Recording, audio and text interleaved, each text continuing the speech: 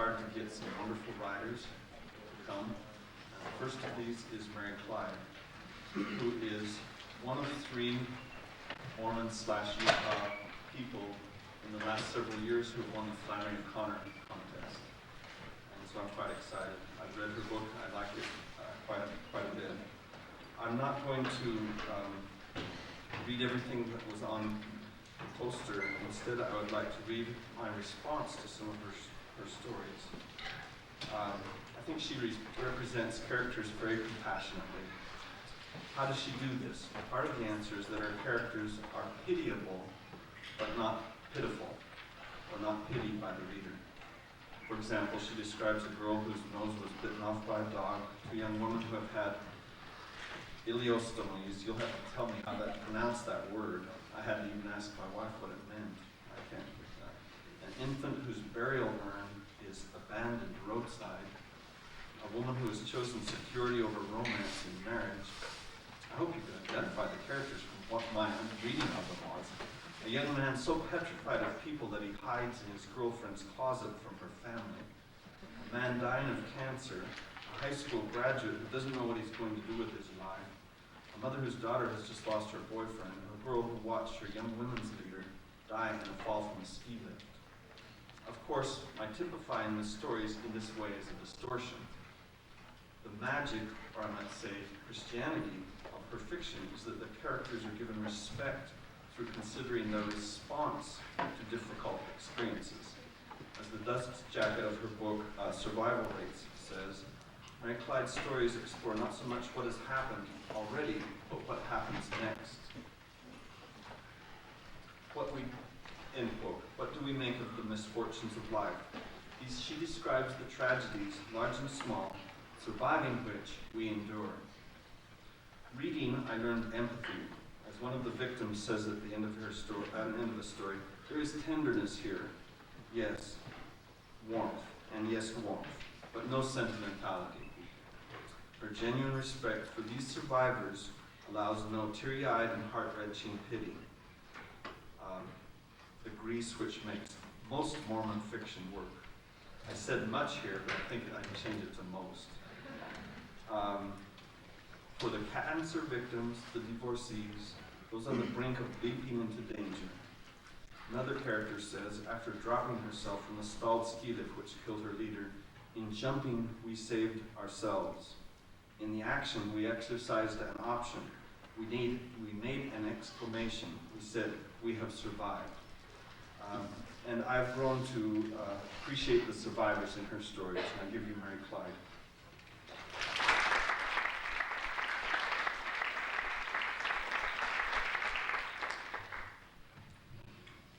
Thank you. I am not a very good listener, and because of that, I'm writing characters' names on the board. If this insults you, it would be something I would say, oh, isn't she nice about, so.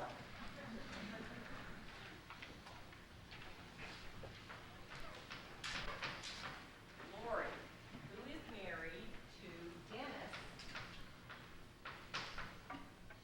whose parents are Harry and Doris,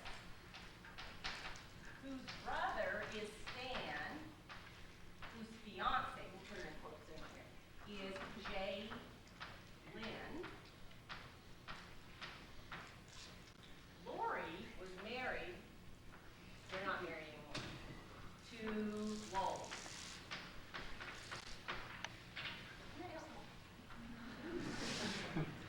This story is entitled A Good Paced Road. It's while I'm reading the label on a Rit dye bottle in Osco that I notice Frances Bigelow standing in front of the greeting cards. She slipped one open, maybe one of those funny cartoon kinds, and tips her head back to read it through her steel-rimmed half glasses. Her gray hair is held captive in a too tight perm, but her matching pants, shirt, and vest are a diluted butterscotch color. Subtle and expansive color. One of those handbags like a little suitcase is sitting in the baby cart. She smiles a quick smile of private amusement, tucks the card into an aqua blue envelope, and wheels away, looking perfectly pleased and content 10 years after strangers murdered her son in the desert. It stops me right where I stand. I put the bottle of 003 pink back on the shelf. The peace of Frances Bigelow's face unnerves me. At home, I say, "Do you remember Frances Bigelow?" Dennis is parting his hair with a line that we could navigate by. Fridays, after Dennis makes a pot of chili, it's bowling with his family, no discussion. I'm standing in the bathroom door. He says, "Was she in the ward?" She's not Mormon.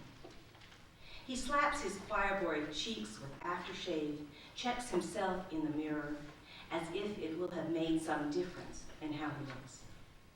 I say, 2 men shot her son in the desert. He was camping with his girlfriend. This was before we were married, but he lived here then too. Do you remember? It must be 10 years now. I follow him into the bathroom. He takes his lucky bowling shirt off the hanger, the one with the squiggled lines like stenography, and the scarlet red yoke. His bowling shoes are on the floor, lined up with the bedspread's hem, squared off with the rug's tassels, toe to toe, heel to heel, at attention. He's thinking, rubs his chin. I remember the armored truck guy whose body was dropped off at a Target. No. They raped the girl and then shot the boy, Mrs. Bigelow's son. Did it all in half an hour. Half an hour. He was a good kid, a rich boy, but a junior merit scholar or something like that. In the yearbook picture they put in the newspaper, he looked handsome, like some 40s movie star with dark, wavy hair. It was the wavy hair that had gotten to me, thinking of how he'd probably hated it and tried everything to make it stay flat. Dennis looks up from his buttoning. They catch the guys? Yeah, men in their 30s. One of them had been some kind of college athlete. They tried to pawn the boys' class ring, ended up on death row. But I think, how much good is that? I suppose Mrs. Bigelow's found a way to live with it, get over it, go on. She looks so normal today. Dennis tucks in his shirt, a precise clockwise motion starting on his right side. I'm sure, he says, the Lord has sustained her. I guess, I say, but it doesn't seem like near enough. And 10 years is a pretty long time. He puts his shoes in his bag. Get ready, all of you bowling pins. They must be shaking in their boots, Dennis. I yank out his shirt tail. I have to. Oh, Lord, he says, but he's not all that surprised. We take the freeway to his parents' house in Mesa. The Arizona Department of Transportation has decorated the underpasses with giant hieroglyphics. Stiff-legged lizards and coiled intertwined snakes, probably total gibberish in ancient Indian. Dennis and I were married last year, 2 weeks after my 23rd birthday. I'd been divorced from Lowell for about a year. Lowell was like his name, sweet and slow-moving as your favorite uncle. His skin smelled like a friendly sun. Dennis clicks off the car radio. We're putting drywall up in the house on Saturday. He and his father are helping his brother Stan build a house for after he gets married. Is that okay with you? Yeah, I've got a bunch of errands. Dennis drives the speed limit. Now he glances at the speedometer. He says that acceleration can sneak up on you like a bad habit. You should see Stan picking out the lumber, Dennis says. He sorts through a big old pile of 2x6s for a dozen studs. He's such a perfectionist. Takes one to know one, I say. When are we putting in our sprinklers? A Greyhound bus passes us on the right side. Bright license plates make a patchwork quilt above the bumper. Dennis frowns, that crease between his eyes. The only thing is, I I haven't decided if we should put bubblers in that planter or drips. Maybe I should pray about it. He's really considering it, praying. You pray, I say? Yes, talk it over with the Lord. Dennis, I don't think he cares. He looks hurt. Heavenly Father cares about all of his children. Yeah, I say, but there's sprinklers? I just want to do things right. He hunches over the steering wheel. Dennis talks about right and wrong a whole bunch, though he usually doesn't give much of an explanation about why things are good or bad. He's like those people who say they don't know about art, but they know what they like. Dennis is that way about right and wrong. He knows them when he sees them. We met after he'd been back from his mission 3 months. Back from teaching night and day for 2 years in Indiana. At the church dance, he talked about it being the best 2 years of his life, about how he'd learned to love the people of Indiana, how he saw that the Lord had a plan for the people of Indiana. And guess what? Pretty soon it came out the Lord had a plan for me too. And even though that was as ordinary as marrying Dennis in the Mormon temple, it was what I'd been moving toward all my life, where I would have been anyway, if not for tripping over Lowell's big feet and ending up married to him. Will you marry me, Lori, he said, and be my wife for time and all eternity? Dennis said, as radiant as the angel Gabriel, sure and sweet as a messenger of God should be. And I said, well, sure, because there it was, a good paved road right at my feet. It was like suddenly figuring out where you are on a map. Direction, the lure of a steady course, you see? Dennis's parents live in well, they might, but actually they live in a subdivision, overrun with red tile roofs and stucco walls. After Doris gets in the car, she drops her bowling bag, thud, slams the door, whump, before Dennis's dad has even come out of the house. Hello, sweetheart, she says so cheerfully you know she's got to be furious about something. When Harry comes out with his head down, I know he's what she's mad about. Before he's even gotten his seatbelt fastened, she said, when you're your own boss, I think you should be able to get home when you say you will and not always be working. Darn it, Doris, he says, I'm trying my best. It's a pretty poor best, Doris says. Shoot. Dennis works for Harry laying tile. Grout under his fingernails, same as mechanic's grease, only white. And his hands pasty as cadavers. He's late a lot, sure, but it doesn't bug me like it does his mom. Lowell was mostly late and early the other way around. Early home, late to work. Switched jobs a lot, had to. Harry says, we've got this lady over in Scottsdale who's got it into her head to have mirror tile on her living room floor. Frank's the contractor. He says, give her the tile. I say, Frank, how about that it'll reflect women's underwear? Her problem, Frank says, but it's our problem when we have to go back in and take it up. Dennis says, but Dad can't come right out and mention the underwear thing to her. So he talks about breakage and cleaning upkeep. He can't even look at her. It's like he's thinking she'll think he's talking about her underwear. This gets Doris laughing, then coughing. She's pounding her chest. Harry, she says, wiping brown tears and mascara clumps off her plump cheeks. You're such a dopey prude. Harry says, gosh, I know it. Stan and Jay Lynn already have a lane. They're standing by the beat-up maroon bench signing to each other. Stan is deaf. Jay Lynn thumbs her chin. Tomorrow, I think it means. Jay Lynn points to us to show him that we're there.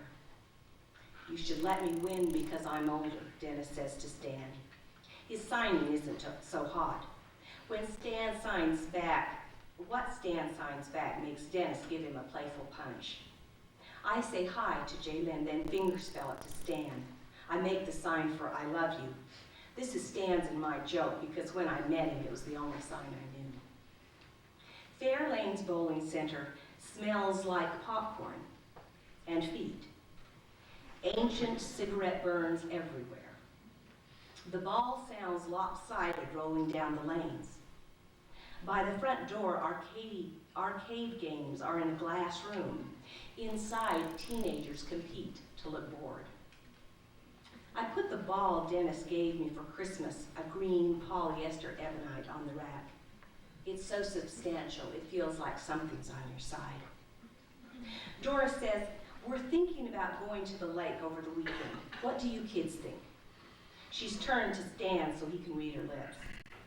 We've got the house to do, Mom, Dennis says. He's pecking out our names on the computer keyboard. His mother scowls. Harry picks up his black plastic ball, Vengeance, he calls it. It purrs as it curves toward the pocket, then goes long. Man, he says after the lonely clunk of only the 6 and 9 pins. While Jaylin takes her turn, Doris pulls out a packet of photographs from her huge purse. When Doris isn't telling us about educational TV programs or what happened in her dreams, she's showing us snapshots. These are from Harry's birthday party, she says. Their mutt Petey, who looks like a science experiment gone terribly wrong, is in every picture. There's one of Dennis and me in Doris's kitchen eating cake.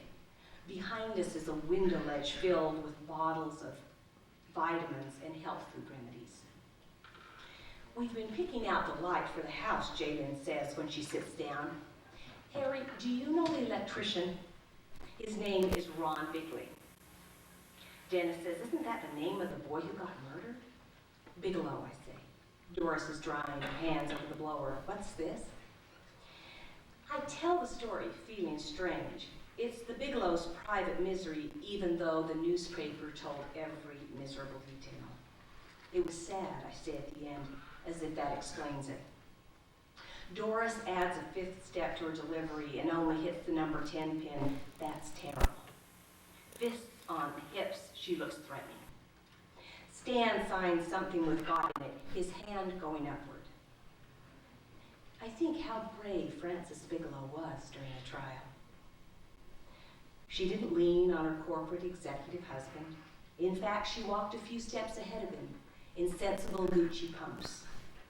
She spoke to reporters with some zinging words so we all would know we were to blame in some way for her loss. I was in junior high when it happened. I followed my mother around asking questions. Would they put the Bigelows on the witness stand? How old did you have to be to watch a trial? Mom flipped on the vacuum cleaner. Don't know, she said over the blind. Then turning it off, Lori, some things happen in life that are unpleasant.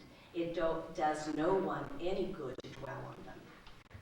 Go empty the dishwasher, she said, and stay out of the desert. She meant, I decided later, don't have sex with your boyfriend. She meant people get what they deserve, sometimes more, sometimes less.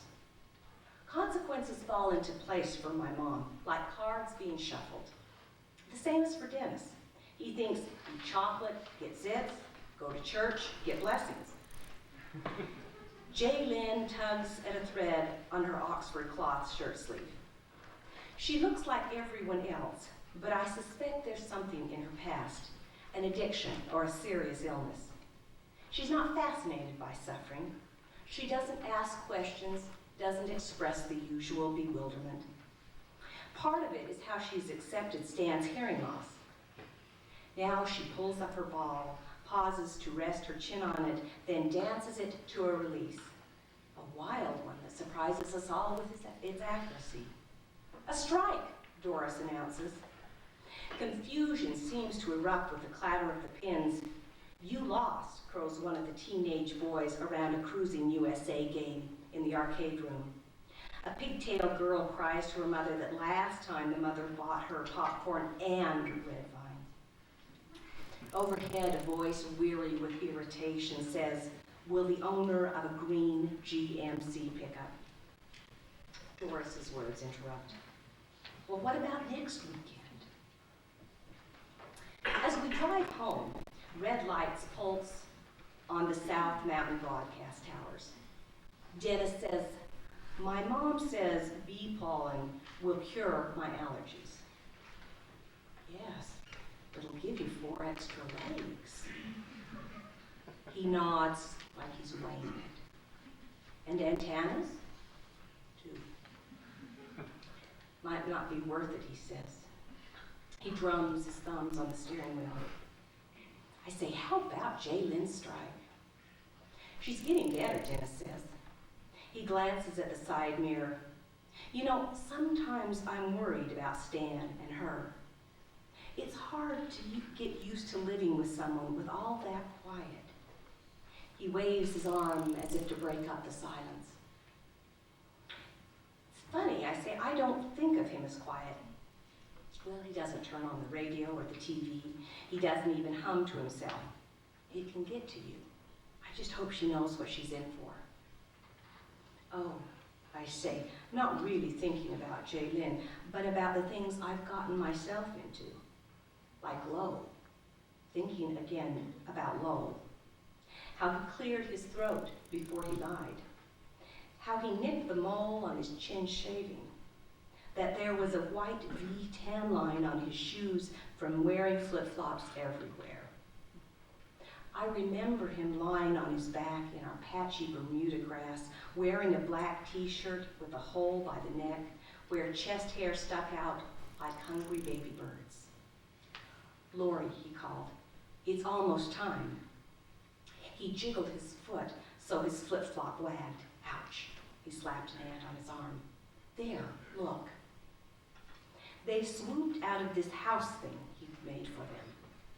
Bats, dark and small, so fast they appeared to be the blur of animated outlines. They flew around the mulberry tree like a nursery rhyme. Then about 5 of them skimmed the water in the rusty barbecue. Their flight was only a few feet above my head, but it was like an adventure.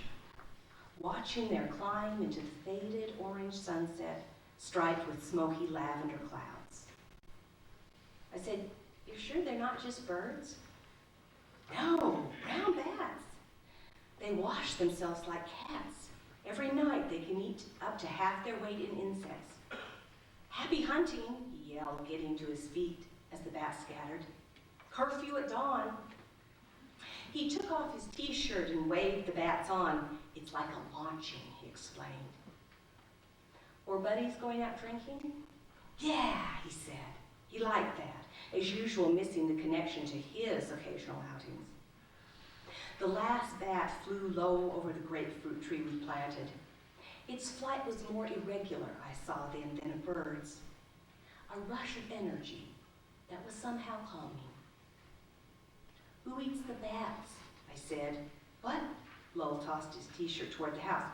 "The bats. They eat insects. Who eats them?"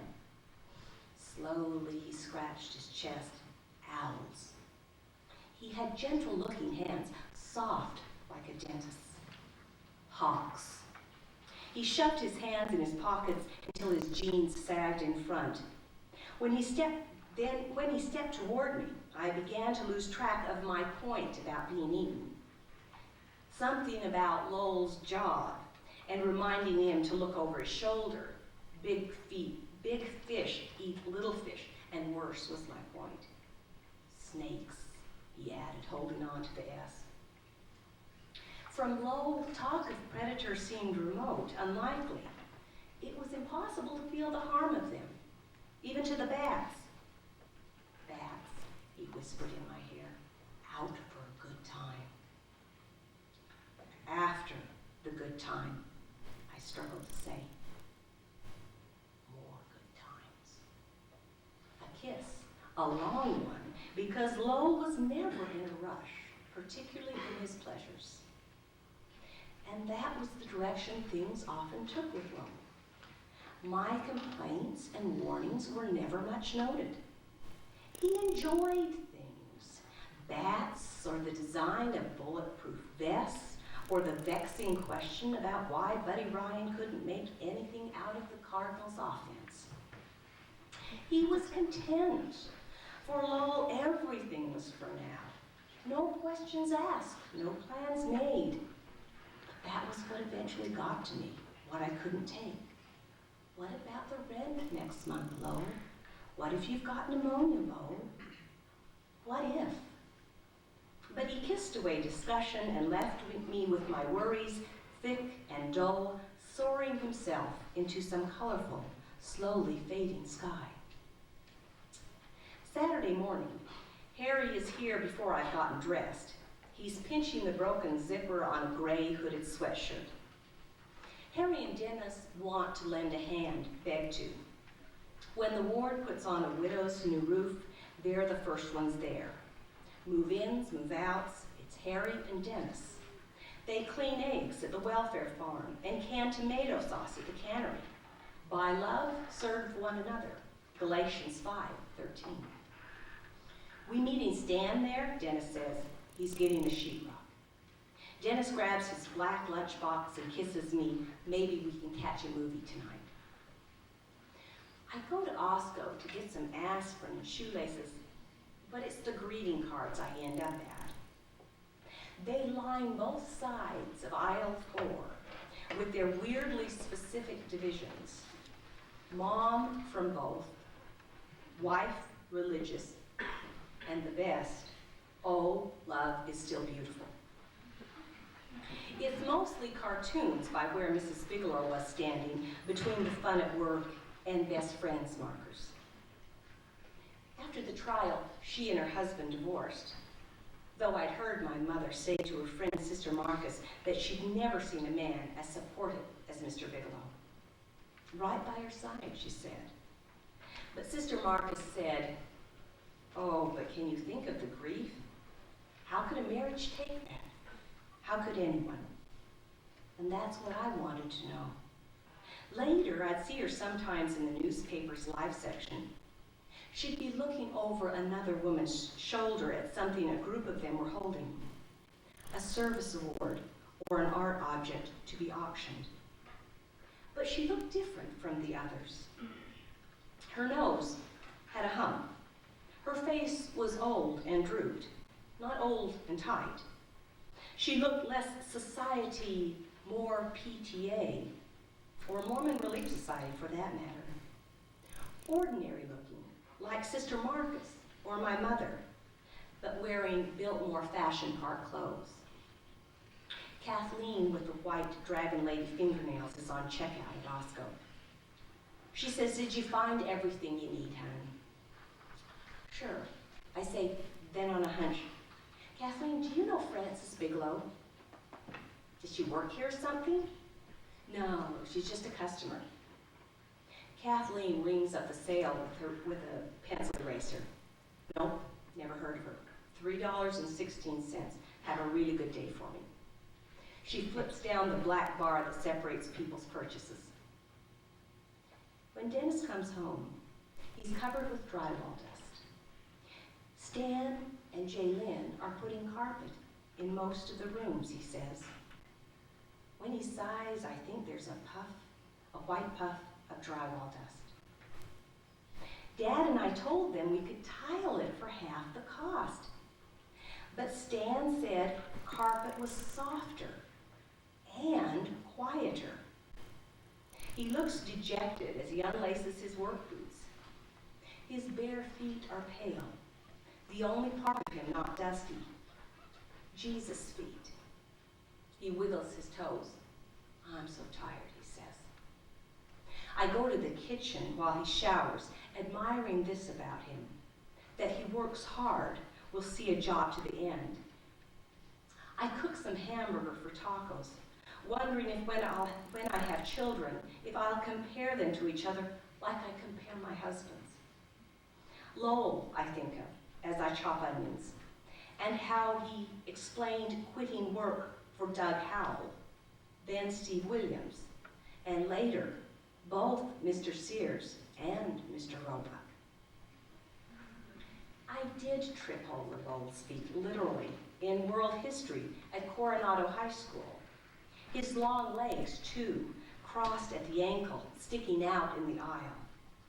I stumbled and fell.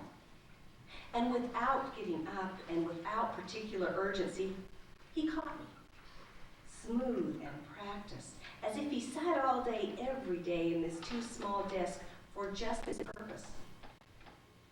There was no laughter in his face, neither was there apology. Concern? Puppy love? No, neither. There was what there always was, a certain pleased interest. Did you have a nice trip? He said, pulling me back up. Just wished you could have gone, I said. He grinned. Lowell lived his life like he was watching it in a movie. He was always plenty entertained by it, but it wasn't anything he was going to get sweaty or silly over. We'll have to do it again sometime, he said, like the gentleman he always was. Sometime, I said, trying for the right combination of flirtation and indifference, but wanting something from him even then, something more than just boy-girl. Dennis says the blessing on the food. He reaches for the taco sauce. He'll pour a huge pool of it to dip his tacos in. Does the same with syrup for waffles, ketchup for hamburger. So did it hurt your feelings? Did it hurt your dad's feelings about them wanting carpet? Well, you know, you can keep the tile cleaner and it wears so much better. He's been thinking about this in the shower, lathering up with it. I say, you know, but if it's what they really want, but I'd like to help them avoid costly mistakes, he says. His conviction that mistakes can be avoided amazes me, as does his confidence in identifying them. Making mistakes is the best way to learn. I say something I've heard before, a church or a woman's magazine. Dennis pours his taco sauce lake. They should just listen is all, he says, sulky but ready to give it up. I consider the carpet Stan and Jaylin will choose. A tight weed, something subdued and practical, gray or beige. It will swallow sound, muffle disagreement, a buffer, a cocoon, peace. But suddenly I hunger for the sharp protest of a drinking glass dropped on tile, a noise to make you catch your breath and notice. And I remember Dennis saying how quiet can get to you, that it can start to be too much. We sit in the middle bench in sacrament meeting the next day. The missionaries in front of us have an investigator with them, someone they're trying to convert, a large woman with a dainty face who smells of cigarettes. A lacy tablecloth on the stand, a lacy tablecloth covers the sacrament table. Behind it, teenage priests cradle their heads in their hands. Organ pipes over the wall behind the choir seats are lined up like rows of obedient whistles. The first time I took Lowell to church, he whispered, "Where's the cross?" "Don't have them," I whispered back. "Enjoy a cross," he said. "Always find them stirring." The speaker is a new member of the ward. She's talking about faith, Peter walking on the water and all. Dennis is getting into it. I think he's really some kind of born again, disguised as a Mormon. He'd love to shout, "Amen, sister," and praise the Lord in the middle of the meeting. I'm sure it's stifling for his amens to be confined the way they are, just mumbled at the ends of prayers and talks. The speaker's words are complete little worlds of themselves, every consonant pronounced distinctly. She quotes, "Now faith is the substance of things hoped for, the evidence of things not seen." And before she can say it, Dennis whispers to me, Hebrews 11:1. The investigator turns and looks at him. The skin on her neck twists like an ancient tortoise. The missionaries tried to convert Lowell. At the end of their discussions, he would say, "This Isn't that interesting? The missionaries encouraged him to pray for guidance. He had, he said, and the Spirit spoke to him about tolerance and individuality. I knew then that the missionaries were elect, but I knew I was too. Not because Lowell wasn't going to be a Mormon, but because he couldn't even see that it mattered. This became clear. I was planning for eternal life. Lola was looking forward to the weekend. The speaker adjusts the microphone closer to her mouth as if what she's about to say is a secret just for us. I quote from the great prophet Alma, she says. I lean over to Dennis. I'm not feeling well. I'm going home. He squints in concern. I'll take you. No, I can drive. He moves his legs aside to let me by. I'll get Brother Richards to take me home. Feel better. The investigator turns and smiles timidly as I leave. This is the last scene. I always like to know that. If you were reading it, you could know this was the last scene. It wouldn't just spring it on. When Lowell answers the door, he doesn't look surprised. Hi, Lord, he says, like I still live here and have forgotten my key to this small house with gravel for a front yard, a snaky ocotillo, and a saguaro that too many cactus wrens have pecked on and lived in. He opens the torn screen door, nods me in. I'm ditching church, Lowell. He says, I always thought you were overdoing that church thing. He has the posture for harmonica playing, the glides and slides, but the sadness wouldn't stick, I think, couldn't. I've been missing you, I say, because it's true. His shrug. Leaving was your choice. True as well. We walked through the house, out the back door, past the round terracotta thermometer. I was the one who put it up, with his pheasants flying over the 50 and 80 degree marks. Lowell sits on the grass. He rarely sits on chairs. I say, how have you been? You know what? I've joined this volunteer group that puts up playgrounds for needy children. The big wood kind. You should see the kids when you get them done. There's a chicken pox scar under his eye. How familiar it is shocks me, as well as the crust of dried blood on the mole on his chin.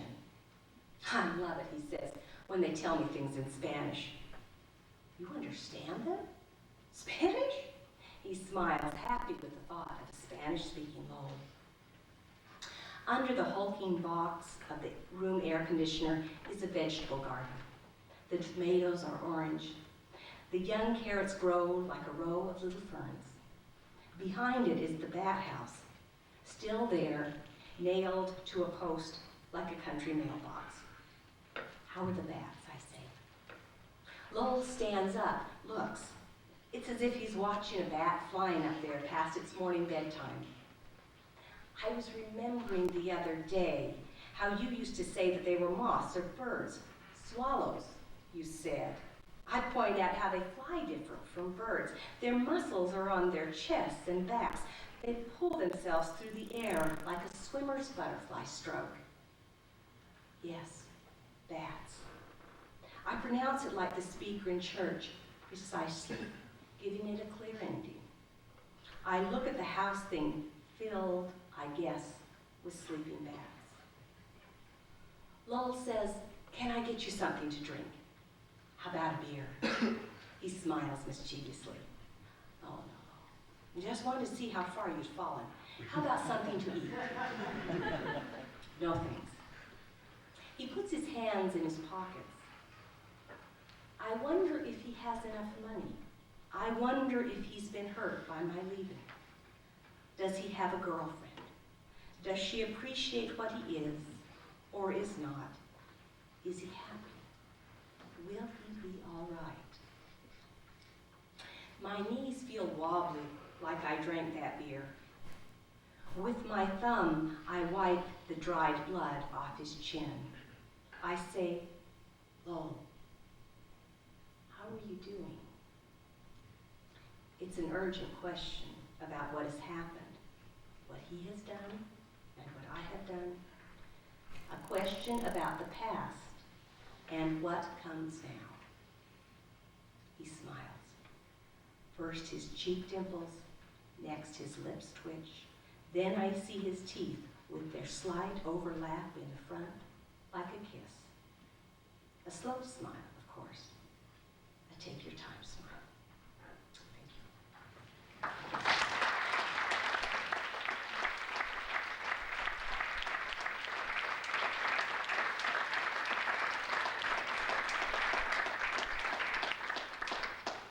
Am I question answering? Yeah, we got 8 minutes for questions. I'll ask you, wasn't that helpful? Yeah, I know. I always hope someone will do that for me. Yes. No. I think in my collection, I think there are 3 stories, maybe 4. Mostly they have moral values, but no, they're not all moral. It wasn't until I had written for a while that I even felt comfortable about admitting they were Mormons. Yes. A good paved road. Uh-huh.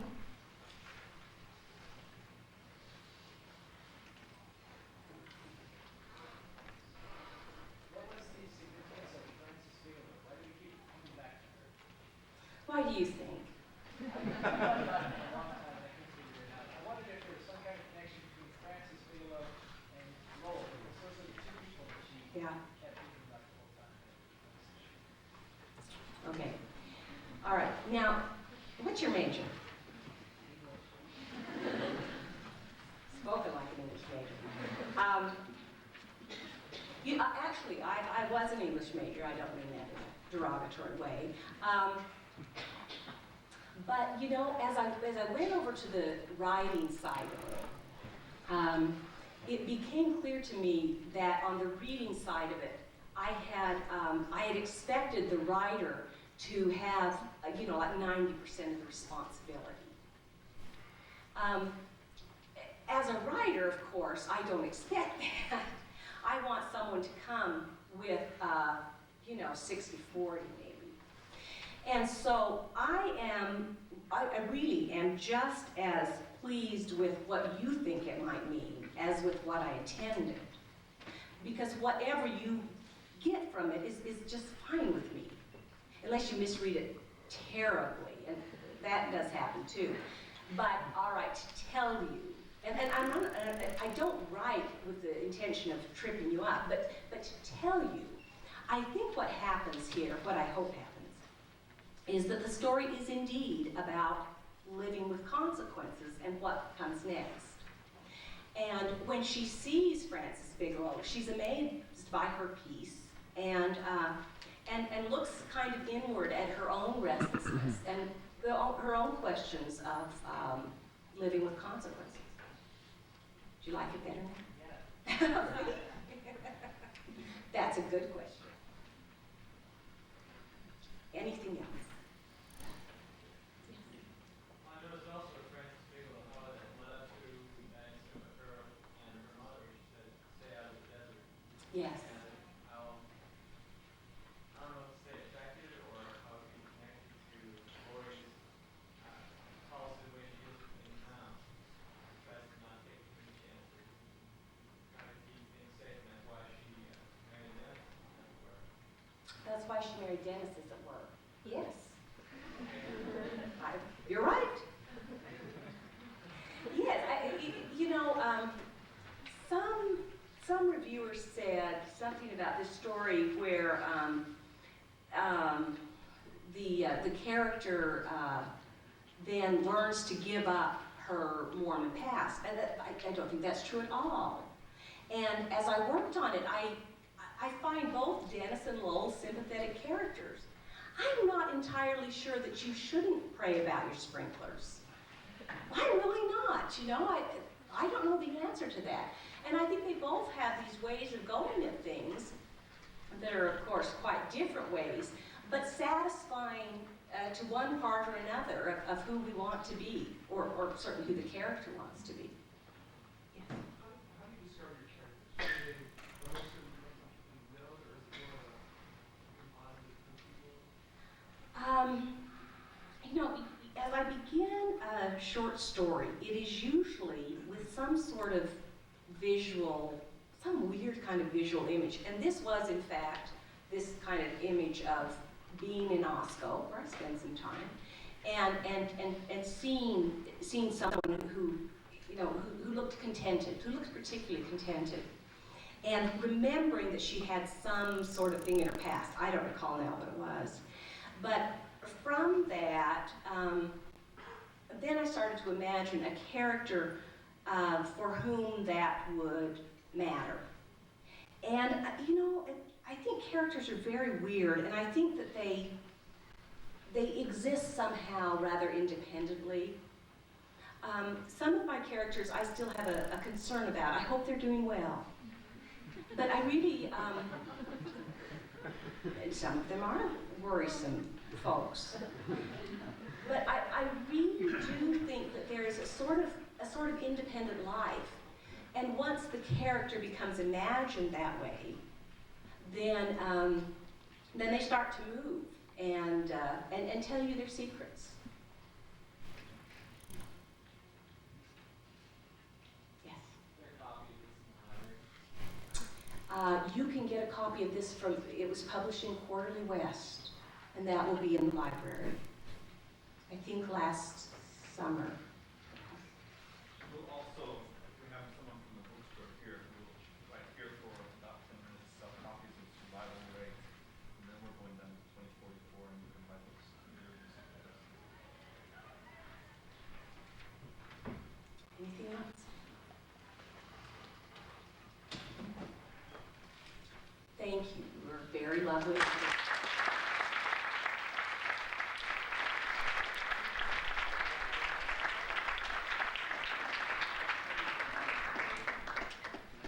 I've said before that the way to make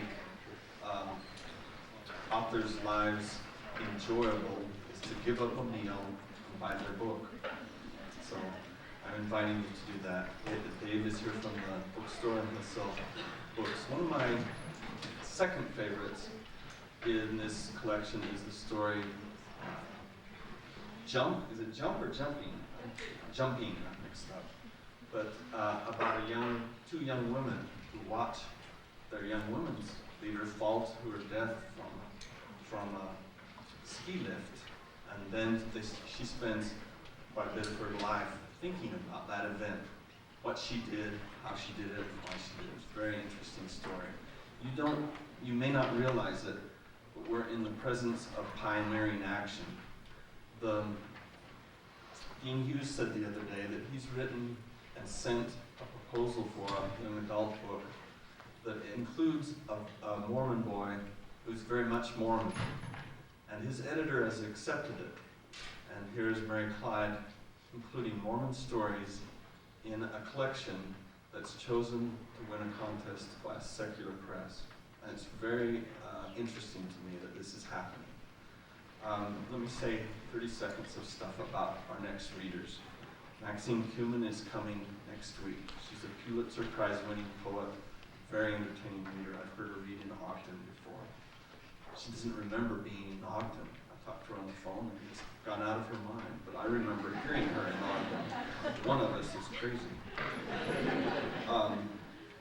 She's written an animal rights murder mystery called Quit Monks or Die. I'm excited to hear her read from that. We have this fall the two other Flannery O'Connor winners who are Mormon. Daryl Spencer, who's coming back to us for a day, and Paul Rollins. I encourage you to come forward and buy a book, but also to pick up one of these pages at the back of the room that talks about this fall's reading series. Thank you.